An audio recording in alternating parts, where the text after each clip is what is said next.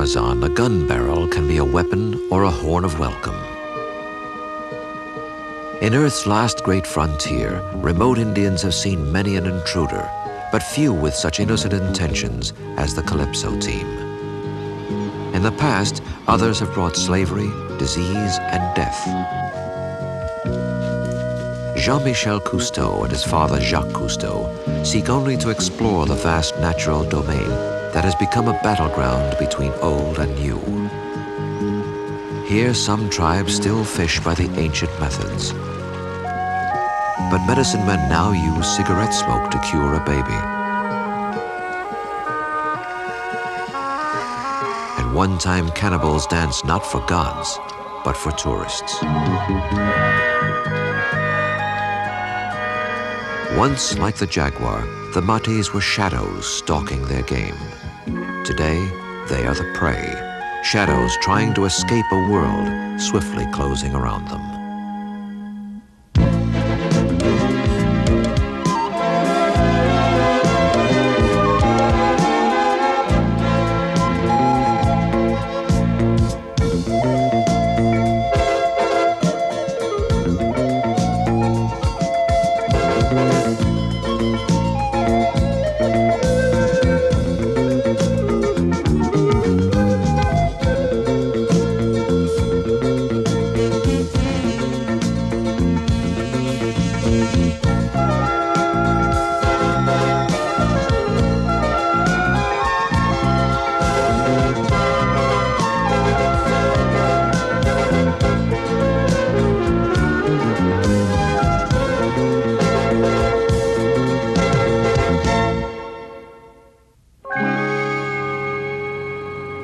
Once the sole occupants of the Amazon basin from the Andes to the Atlantic, Indians today are sometimes hard to find.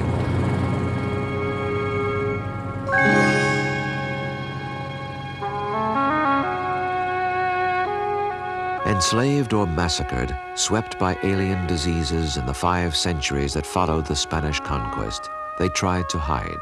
At Machu Picchu, crowning a precipice 8,000 feet above the sea, the Incas built a secret sanctuary of fitted stone dwellings and terraced fields, undiscovered until early in this century. Today, Jean-Michel Cousteau and companions Richard Murphy and Dominique Soumian find only silence. 2,000 miles eastward across Brazil, Calypso's helicopter reveals other zones of silence. Long lost in the vast 2 million square mile tropical forest of the Amazon basin, obscure relics tell of a tribe whose life and death have left no other record.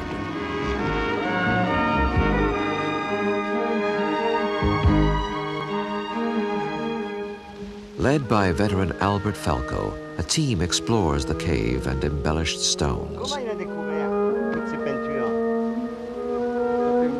As yet, the stone marker and the hieroglyphs reveal no word from other human beings lost in time. It remains an undecoded signal, a message without a meaning.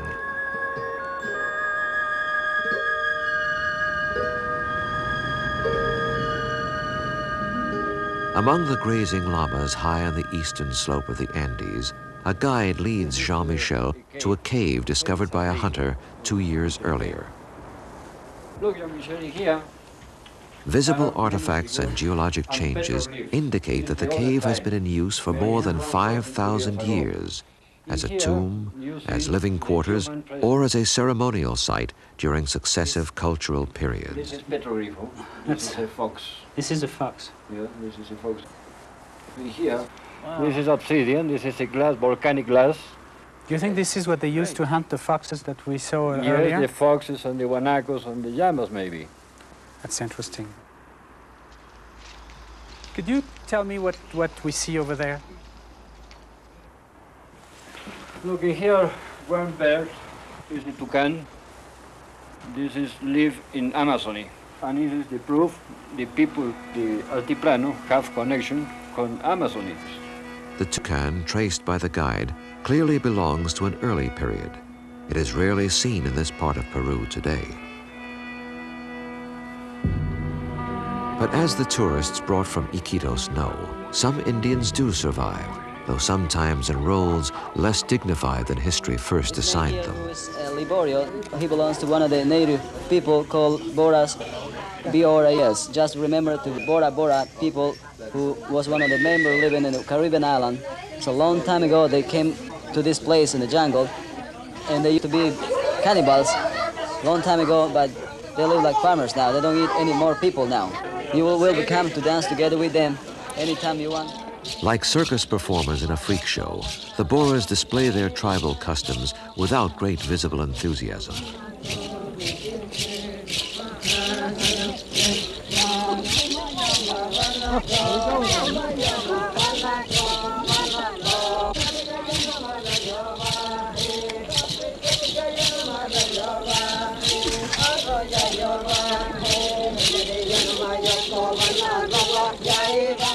Yet obediently they join hands in a final romp on the open village green, so that later the visitors can tell their friends they have danced with a cannibal.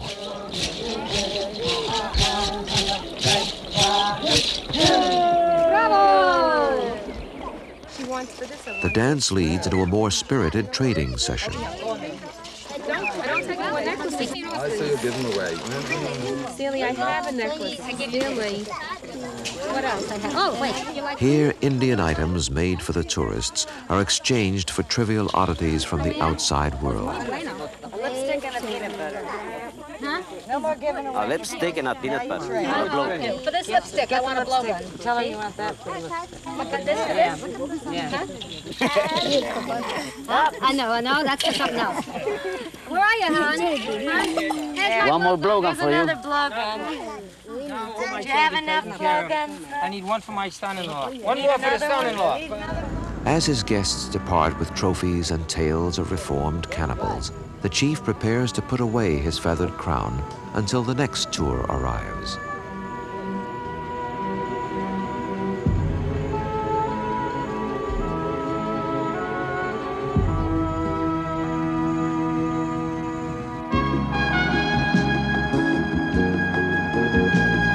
Flying south of the Venezuelan border, Jean-Michel crosses an isolated expanse of rainforest as yet unscarred by civilization's intrusions.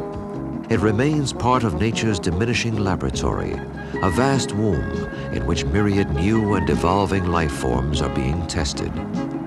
The rainforest, say scientists, may well be mankind's survival kit. As pilot Jim Standard descends toward an exposed sandy beach, startled capybaras rush to take refuge in the water.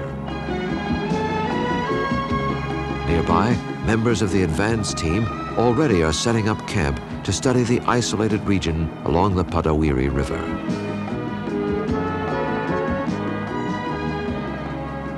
There, guide Tatunkanara, son of a tribal chief and a German woman, leads preparations of a leafy lean-to for the research team. Jean-Michel remembers. We have entered a jungle Eden, a world still in creation. Around us passes an endless pageant of bird and animal life.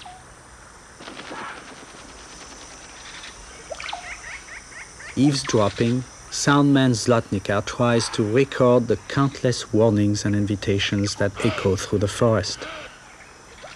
A capybara family, largest rodents on Earth, watch us suspiciously as if we were a new form of animal life.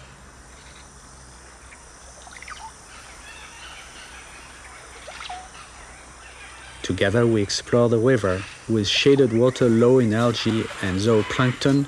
Its fish often depend on stream-side sources of food, neatly clipping the leaves of low branches near the water. Almost at once, we encounter a giant otter, now becoming increasingly rare. Though fiercely aggressive by reputation, he quickly submerges and leads me on a game of underwater tag.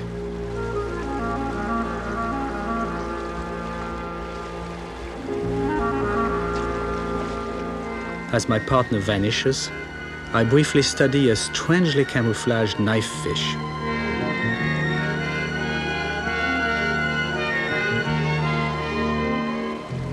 Then trail a jacare, a small member of the alligator family, until he too escapes.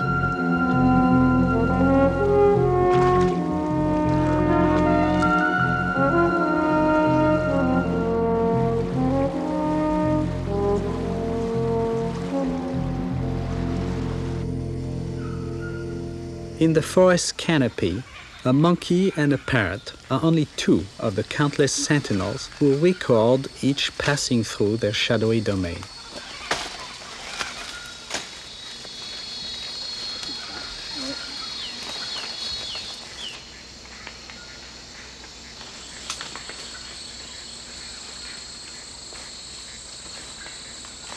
As I explore the outlying jungle beyond our river camp with Tatunka and Dominique Sumian, we encounter one forest guardian who seems to have trouble staying awake. The three-toed sloth, a hypnotic creature whose very appearance can make one drowsy.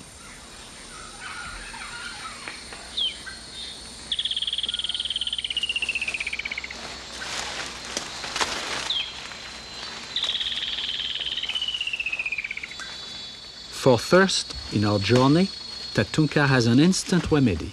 With his machete, he cuts a segment from the cipo de agua, a vine which draws moisture from the ground, purifies it, and stores it. A great life-giving vein filled with cold, fresh water.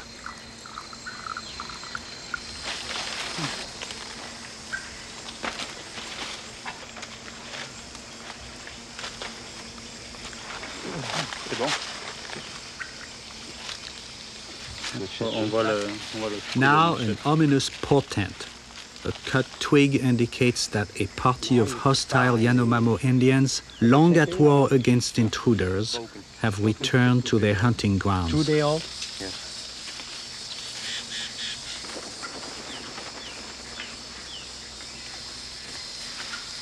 Nearby, the frame of an Indian camp stands deserted.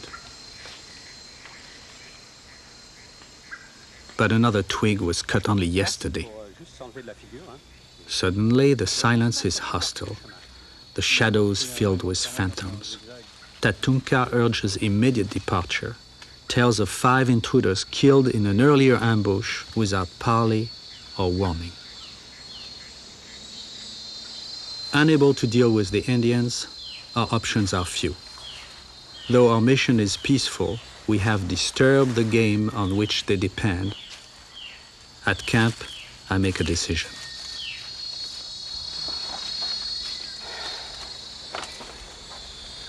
We found the presence of a lot of Indians back there who have been around for the last few days. And since we never made contact with them to tell them that we were here to look at animals, I suppose that looking at the display of equipment that we have and the noise we make and so on, it's probably disturbing, and Tatunka think that there is some danger. We should get out of here within 24 hours. Okay.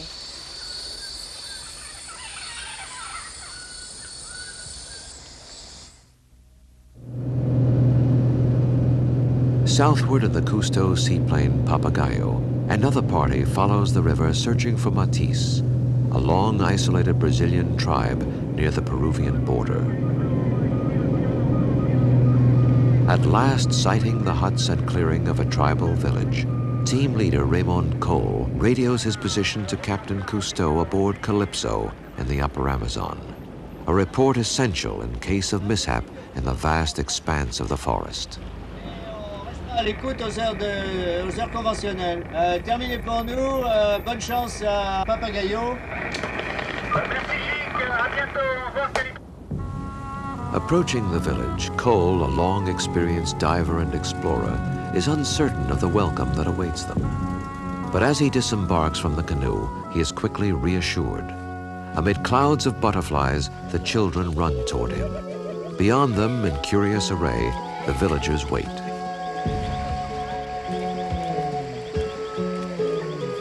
Superbly skilled in underwater exploration, Cole is less sure-footed on land, particularly when required to perform a balancing act.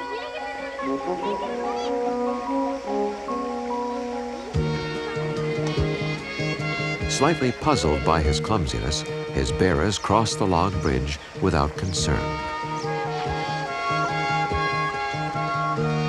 Showing their skills, a village male prepares a blowgun dart. First notches the fragile shaft with a piranha tooth, so the poison tip will break off in the target, then wraps it with cotton to build air pressure when blown. Esse aqui na hora que bate no bicho, esse preto é o veneno. No que bate, espalha em todo o corpo. Já tem veneno? Já, esse preto é o The longer the blowgun, the greater its accuracy. At 60 yards and more, a 12-foot gun is a precise and lethal weapon. One target is the taper, sometimes reaching a weight of 400 pounds. Here, Cole returns with a successful hunting party, carrying a carcass which easily will provide food for the entire village. Among the Matisse, everything is shared and nothing is wasted. Distributing part of his quarry to each village family, the hunter at the end sometimes finds himself empty-handed. Like tapir, monkeys, and other game, fish is a staple item in a diet that usually is varied and plentiful. Comfortable with the world into which they were born, the Matisse have placed their signature on the ordinary objects of daily life, have invented or learned to make fine earthenware vessels to store their food. They too make art out of their hopes and fears, turning even their faces into masks of make-believe. Yet the Matisse are in crisis. Through an official of FUNAI, the Brazilian Department for Indian Affairs, and 2 other interpreters, Cole discovers that most Matisse males are off fighting a neighboring tribe, and that the chief is now a woman. Amid the forest where once her people drew their existence day by day, the tribe is steadily declining.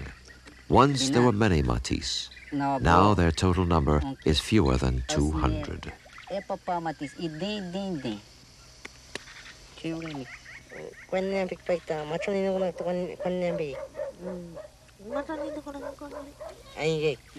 The men are killed in the fighting, says the chief. The tribe has been stricken by diseases they had never known before. The lung infections for which they have no immunity or defense.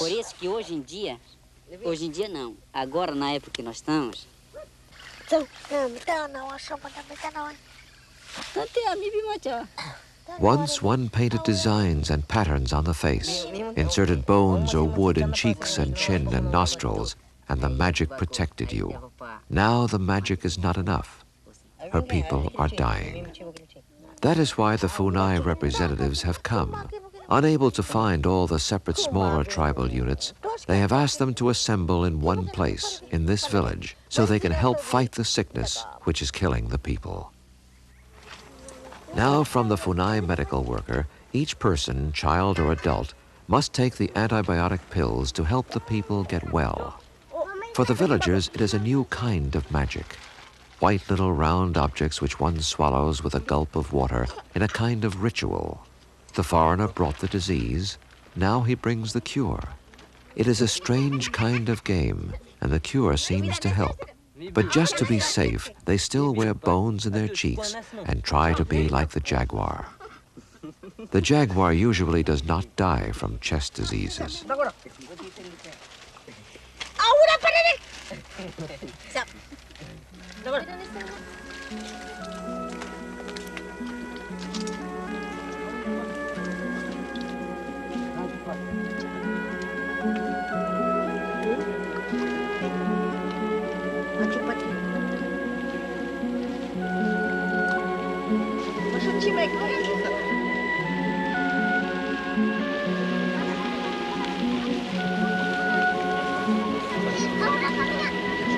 When the rain comes, life in the forest finds a slower rhythm.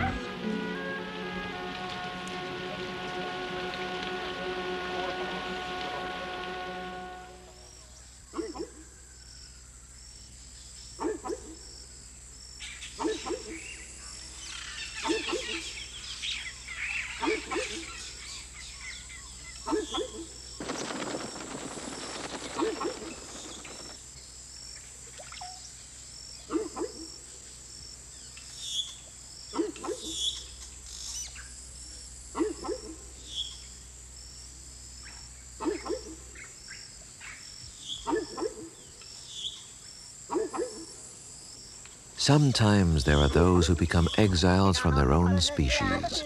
On the Mano River east of Cusco, Peru, team photographer Ayrton Camargo seeks to visit 3 women first found 5 years ago.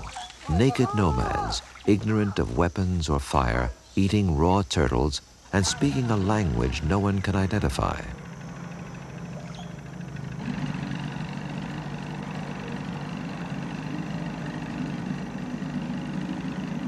As he crosses to join the women, who only recently reappeared, he will find them changed.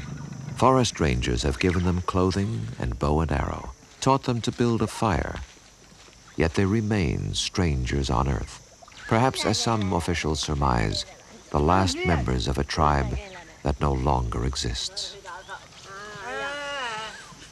¿Cómo están? Bueno. Los presentes para ustedes. Sí. As a token of good intentions, Camargo brings a blanket as a gift. He tries to explain its function, to be used as protection against the cold. But the women cannot reply. They simply try to imitate. Bueno, tiene calor. Calor. Quente. Calor. Calor. ¿Listo? Frío. Frío. Frío anoche. ¿Sí? Toma. Toma esto para hacer... Sí. ¿No? Ayrton. Ayrton. Filme. Ela. Hidden from the world, the women have lost the vocabulary by which they can express themselves in word or gesture recognizable to others. Sometimes an action seems curiously inappropriate. A gesture of joy becomes a gesture of refusal.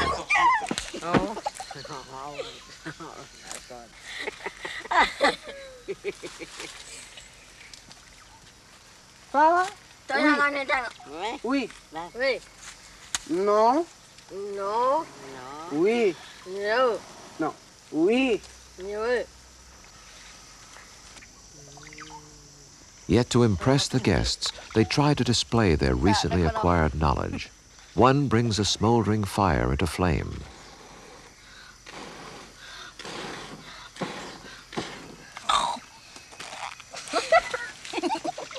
Another shoots an arrow at a monkey and misses.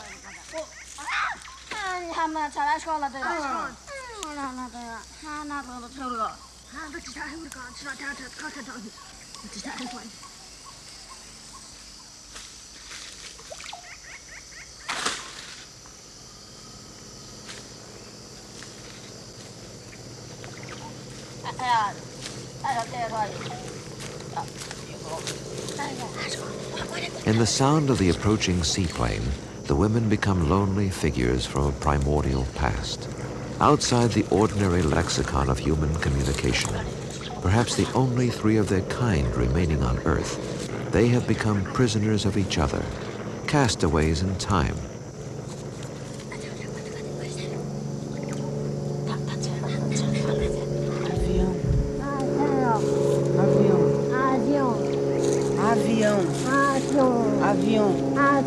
Now they clutch the sound engineer's arm, murmur incantations.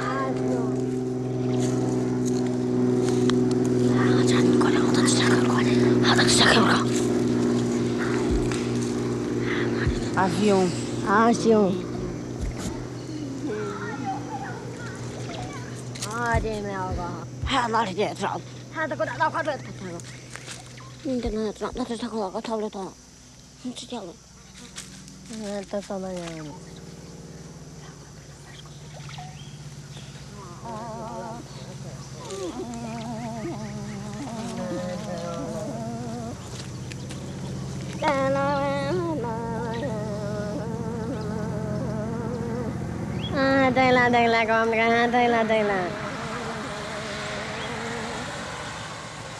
They try to wave off this approaching apparition, erase the incomprehensible, flee across the centuries to the more familiar world locked in their minds. But the apparition does not recede. It comes, it is there.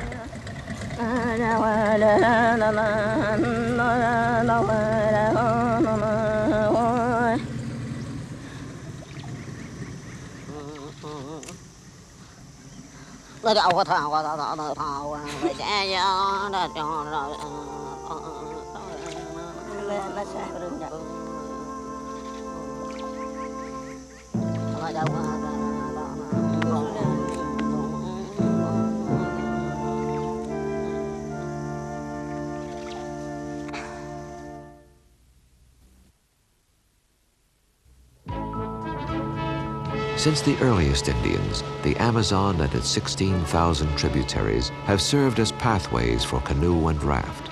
Now on the Xingu River in the amphibious Jacaré, Raymond Cole approaches the village of the Tucumai tribe in southeastern Brazil.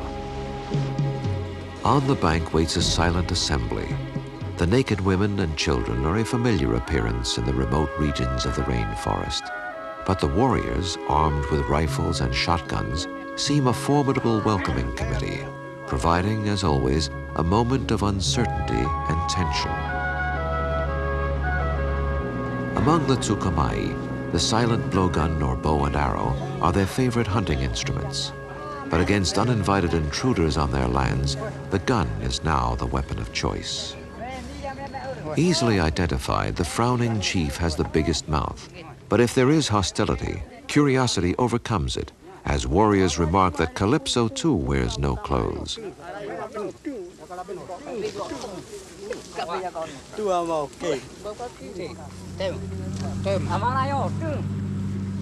Swarming over Jacaré like hitchhikers, the Tucumai families catch a ride back to the village compound. At the village, as a gesture of peace and goodwill, Cole and the Tucumai chief exchange headdress, a Cousteau red beret for a feathered bonnet.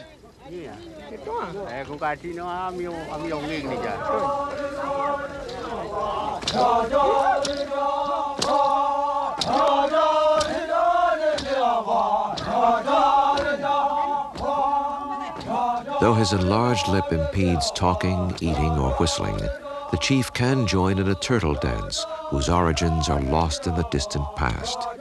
Traces of ancient ditches and earthworks suggest Indian presence in the region 10,000 years ago. Yet in little more than a generation, the tribe has been wrenched farther from its cultural identity than in all the 100 centuries before. Today they are learning to live like the settlers and mixed breeds, the mestizos. Warriors have become farmers. Driving tractors, many have exchanged headdress and breechcloth for coveralls, the blowgun for a hoe.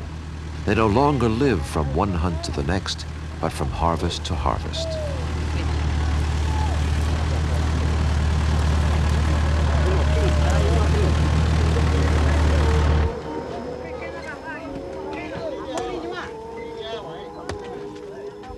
In fields cleared from the surrounding forest, the Indians now hoe away weeds and dig holes to plant their corn, their patakat, or beans and other crops.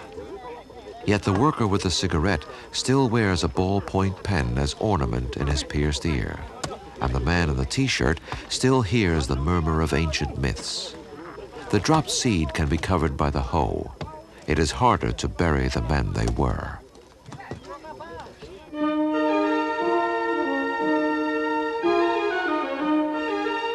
Across the continent in southern Peru, Jean-Michel also threads the river's maze, trying to reach another troubled tribe.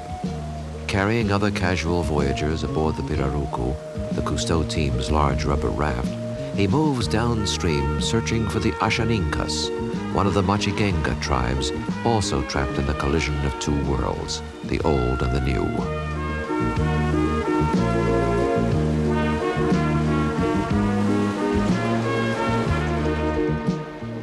Following an occasional practice since earliest tribal memory, and a custom widely shared since ancient times in many parts of the world, the Ashaninkas are poisoning the stream to catch fish. Treading on the crushed root of the barbasco plant, the milky poison drifts and spreads with the river's current, stunning the fish.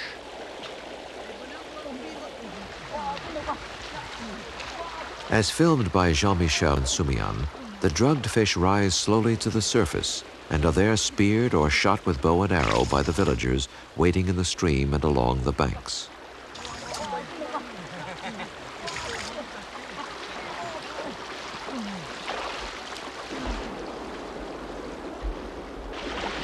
Smaller fish are killed quickly by biting the neck.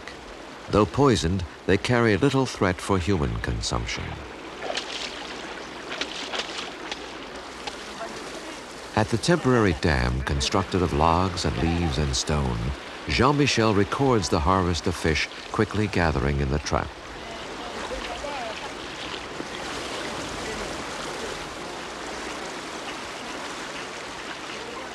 While some women clean the fish, others take advantage of the brief period of low water below the dam. There they search under the exposed rocks for the crawling hellgrammites, a prized delicacy among the Indians and a valuable source of protein. Yet the Indians use poison seldom, not daring to destroy a food resource by which they survive. Gods sometimes are more expendable. Yo confieso ante Dios Todopoderoso y ante vosotros, hermanos, que he pecado mucho en pensamientos, palabras o remisión. Though fiercely protective of Indian rights, missionary Father Gagnon has dismissed the old tribal deities, teaches the tribe to serve a new Christian God, wear clothes, sing new chants. Amen. Introducing his guests to the chief, Father Gagnon tells of Indian suspicions, for they are losing not only gods, but land. And don't look at the house. Just look anywhere except at the house or the people that may be there.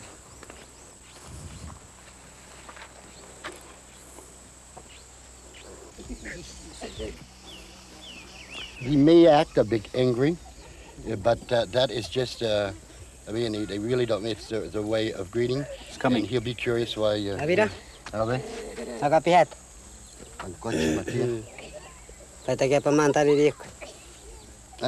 Amigos, bien a conocer para tu casa. Kametsa. Kamesta. Kametsa. Mega piano. Pizzara.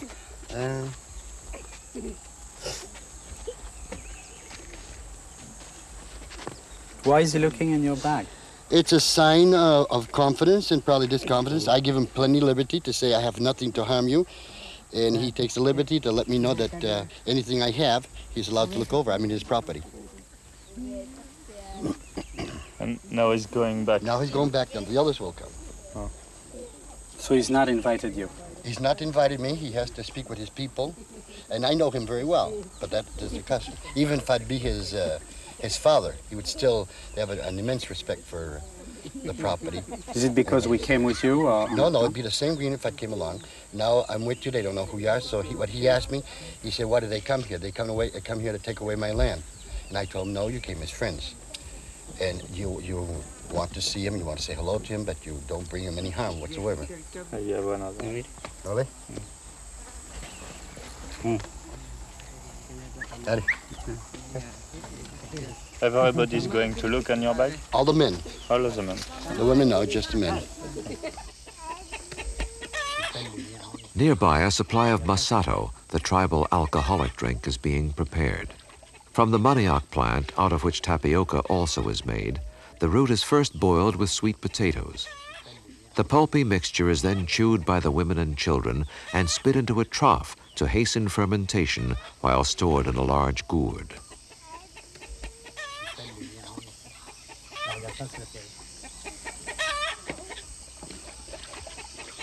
Très fatigué, même un verre de bière, des fois, ça fait comme du marais. J'ai jamais eu ça avec la boisson que Now, in their first formal encounter with the chief, Soumian and Jean-Michel are privileged to sample the brew according to prevailing custom. Passed from hand to hand and mouth to mouth until empty, the bowl soon is refilled and the round continued.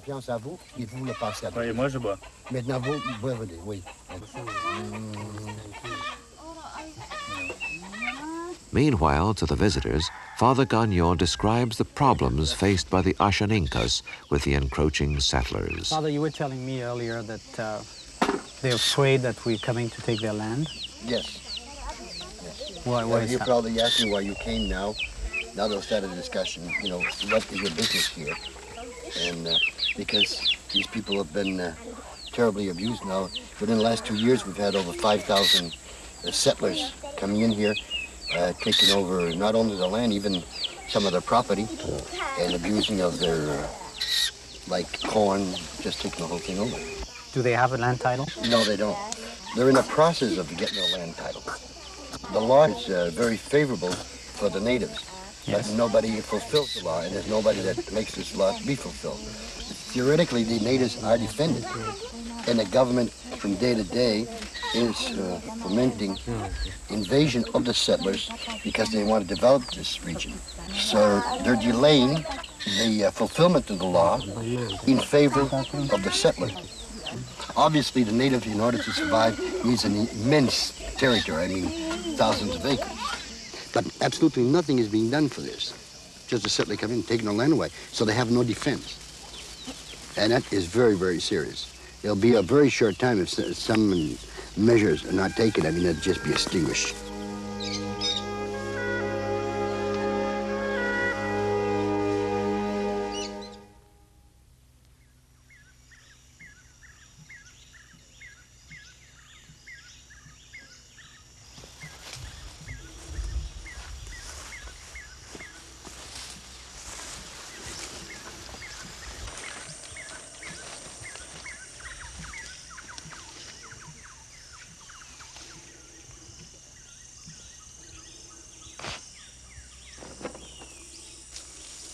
For Chief Kokush of the Jivaro Achiwaras, the future approaches not as a promise, but as a threat.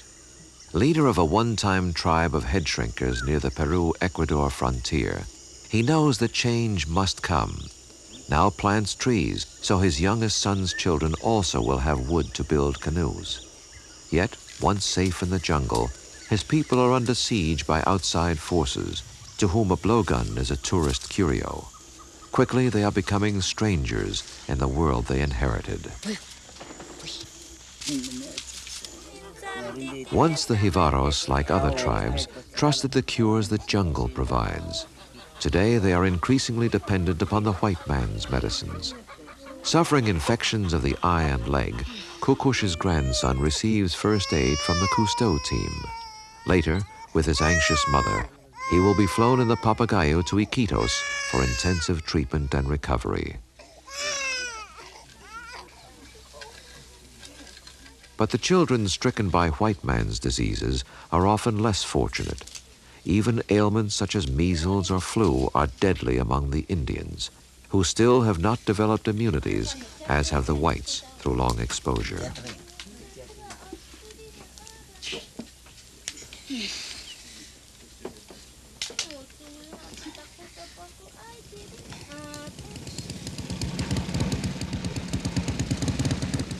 Distrusting the foreigner's cures, fearful parents sometimes turn to an older remedy. They go to the mestizo medicine man, a charlatan who practices his spurious magic farther along the river. Watched by Dominique Sumian and the baby's father, the medicine man has a ready diagnosis and cure. Driving out the evil spirits with cigarette smoke, he reminds the parents that a few days earlier, villagers working with the Cousteau team cut down one of the sacred high trees used as guideposts through the jungle. Now, in punishment, says the medicine man, the baby is dying.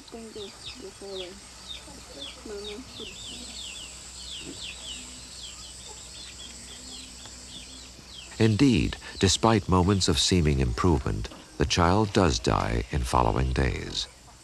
There are a few ominous mutterings in the village, but Kokush, ordinarily tolerant of shamans, quickly puts down any danger of vengeance. As the villagers sell wild boars' hides or chickens to the river trader on his regular visit, it sometimes seems to Kokush that in all the Jivaros traffic with the outside world, the tribe is the loser. There seems to be some ironclad arithmetic that always favors the government, the encroaching settlers, or the wily mestizo merchants.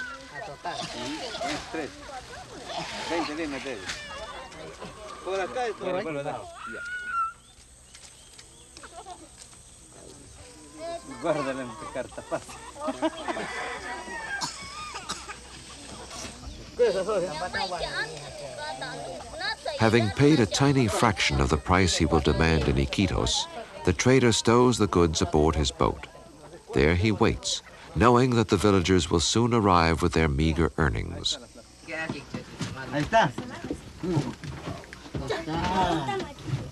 Quickly, the money he paid will be returned to him for a little cloth, a candle, a bit of sugar, this time at vastly inflated prices.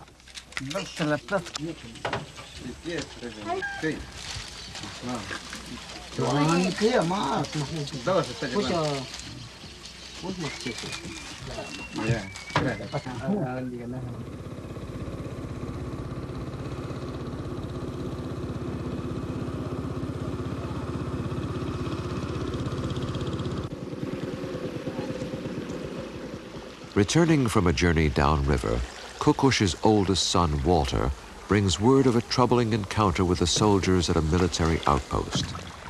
In an angry exchange with Walter, who one day will succeed his father as chief, the soldiers threaten to come and cut Kukush's hair to conform with government regulations.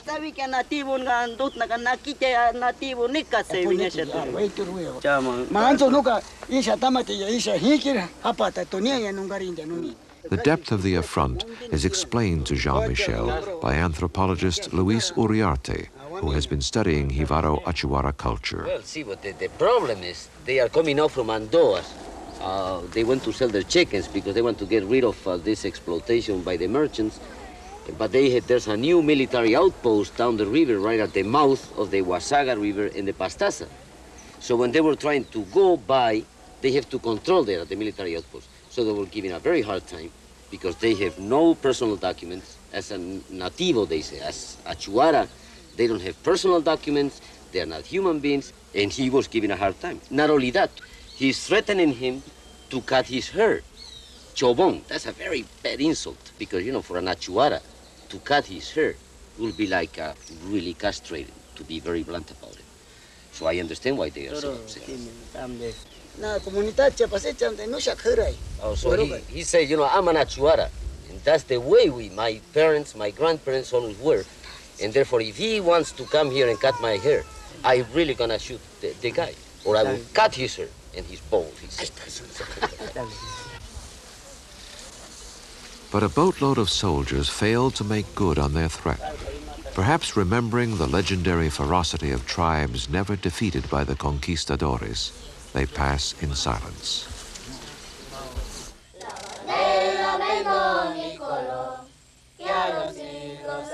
Yet the Jivaro children must sing the national anthem of a country which still does not recognize their full rights as citizens or give them the papers of identification provided other citizens. They must pledge allegiance to the flag of a nation which in many ways denies they exist.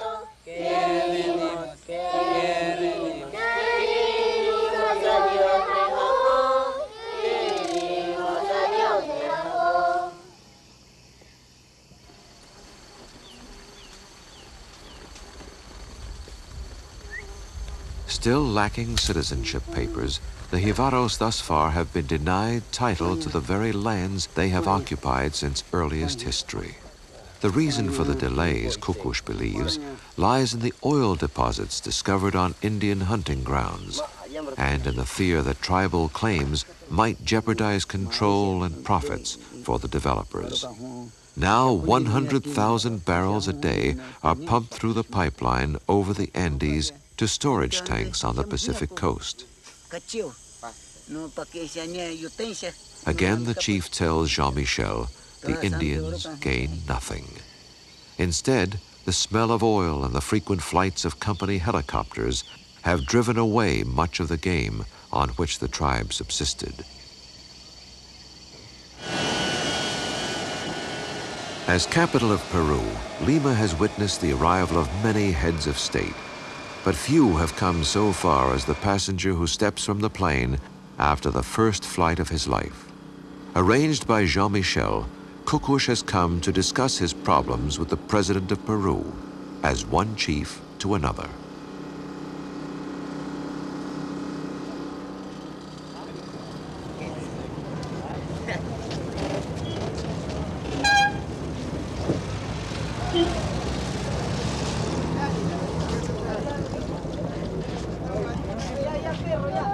For Kukush, it is a journey into another world, another dimension. For the first time, he enters the clamor of a great city, rides in an automobile, passes through streets of stone. For the first time, he will see stairways and elevators, fans that turn without wind, hear on loudspeakers the voices of persons who are not there.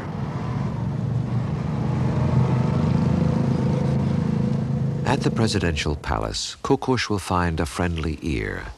Himself once an exile from Peru, Fernando Balaunde Terry is not unaware of the problems of the political outcast.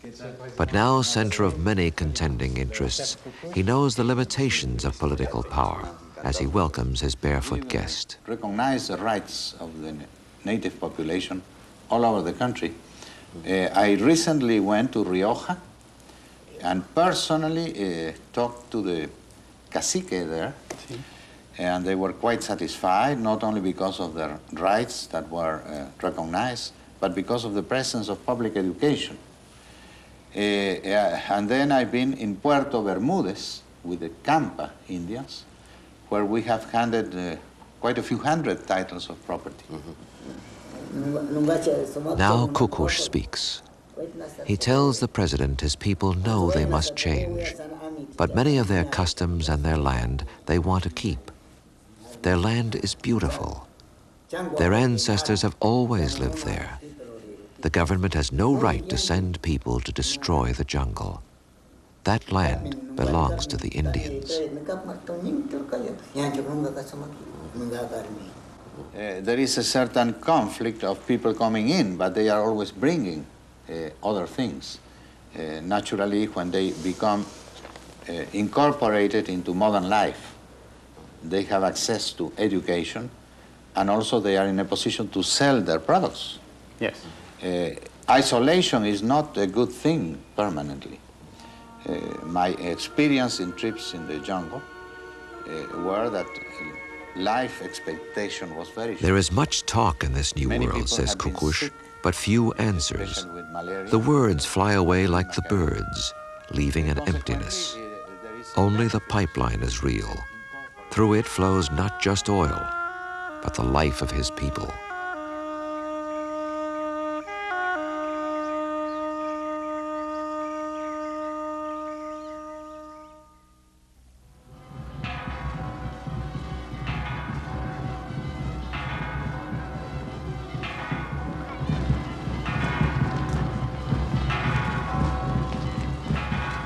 Each religion has its holy places. For the Indians of the upper Amazon, the peaks are shrines.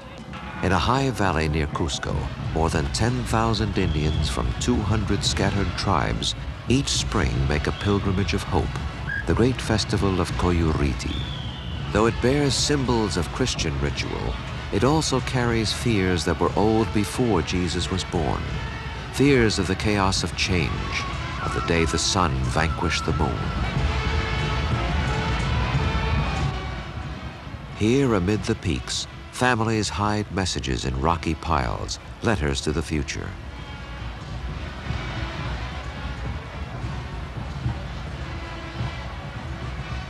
Here couples arrange stones to describe the home and animals they hope for.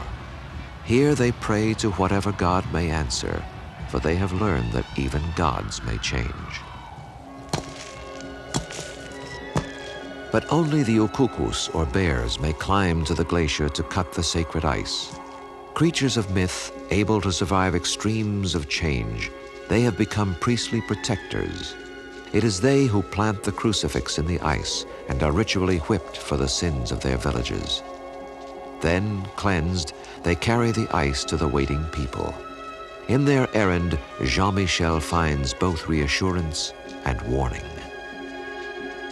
Once master of the forest, the Indian today is victim, exiled from his world by forces he can hardly comprehend.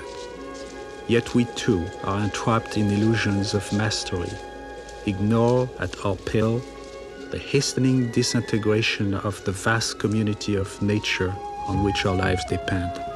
The future, it is said, is often mirrored in the present. In the anguish of the Indians, we may foresee our own.